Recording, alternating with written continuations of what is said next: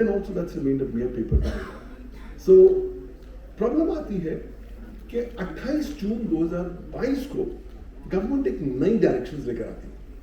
इनका नाम होता है IT directions 2022। What do they say? They effectively tell you that once you come to know of a cyber security breach or a cyber incident or a cyber security incident, you will have to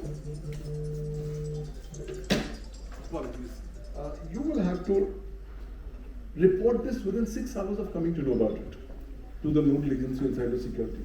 You don't report it, it actually becomes a crime and offense under the law.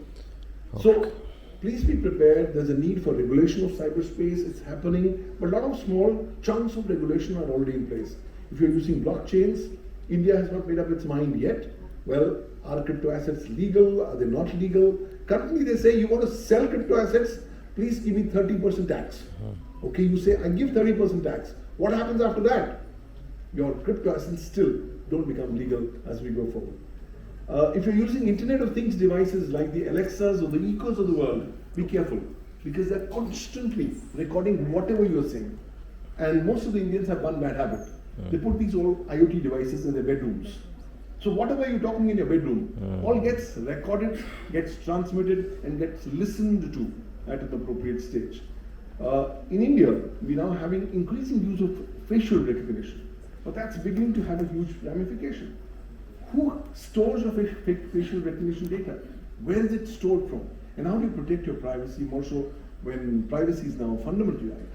If you're using metaverse, be prepared, because your digital avatars from the metaverse are beginning to create new challenges. Recently, one of our clients' digital avatars on the metaverse, which was a female avatar, got digitally raped by a male avatar.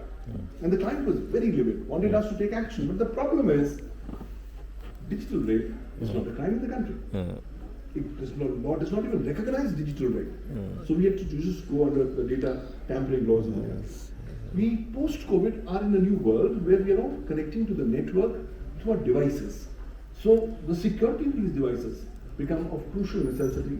We are all increasingly getting connected into this new paradigm called Web 3.0, where decentralized economy is becoming more important. I think as the PR ecosystem, you must be prepared for this ecosystem. And if you're having digital assets, start bequeathing them.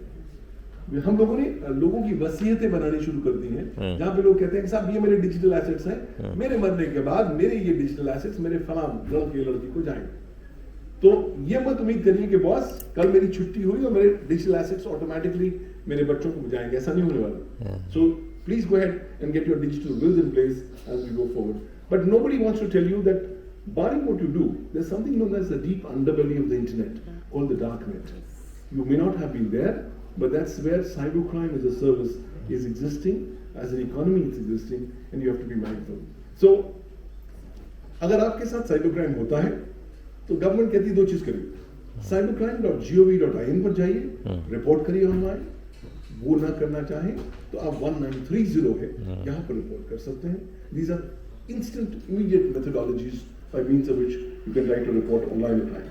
Therefore, I think as I conclude, I believe there's a need for massive capacity building. Because सब लोगों को सब चीजें नहीं पता है और हम सोचें कि हम एक्सपर्ट्स हैं हर चीज में, ये संभव नहीं हो सकता. So therefore, the more capacity building, the better it is. I thought the International Court of Justice were the most, the topmost judges in the world, and I was surprised. I myself conducted 2 sessions for the judges and the officers of the International Court of Justice, and they had a lot of questions. So everybody requires more sensitization. I've created a platform called cyberlawuniversity.com. I'm in cyber law. I thought cyber law बहुत छोटी सी discipline है, कौन interested होगा? चलिए मैंने कहा कुछ courses online डाल देते हैं. तो मैंने कुछ 37 courses online डाल दिए. And I was surprised. पिछले 5 सालों में these courses have already been done by about 29,500 students and professionals from 174 countries. Great. So there's a need for capacity building. Thank you. We'll end up doing a big international conference called the International Conference in Cyber Law, Cybercrime, Cybersecurity. This is the 10th year that we're doing this conference in Delhi. This happens from the 29th, 30th November, 1st of December. And these figures just tell you why there's a need for capacity building.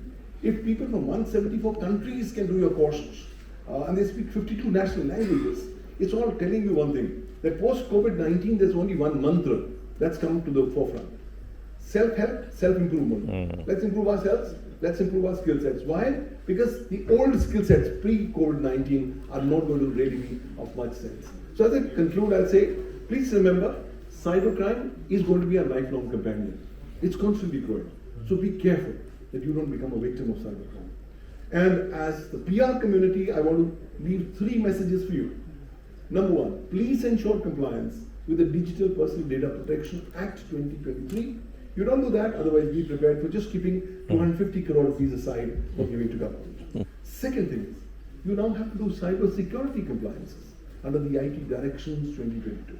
You don't do that and you commit an offence punishable with imprisonment and fine under Section 70B of the IT Act. And third, please, because you are all getting covered under the IT Act as intermediaries, please ensure compliance with the Information Technology Act 2000 and rules and regulations made thereunder. At the end of the day, I don't have any golden message. Due diligence, basic common sense is what's going to ultimately benefit us, is going to lead us. We talk about so much of artificial intelligence. आजकल एक नया concept आ गया है, उसका नाम है artificial stupidity. हम लोग एआई पर इतने ज्यादा निर्भर हो जाते हैं कि हम खुद आर्टिफिशियली स्टूपिड होने लग जाते हैं. तो हमारा दायित्व होना पड़ेगा कि हम खुद आर्टिफिशियली स्टूपिड ना बने by completely relying upon these AI things as well. I have my law firm, Pawan Dugal Associates. We do work on the intersection of law and technology, and I can tell you each day is a new day, because each day we learn something or the other. We'll end up doing $0 contract.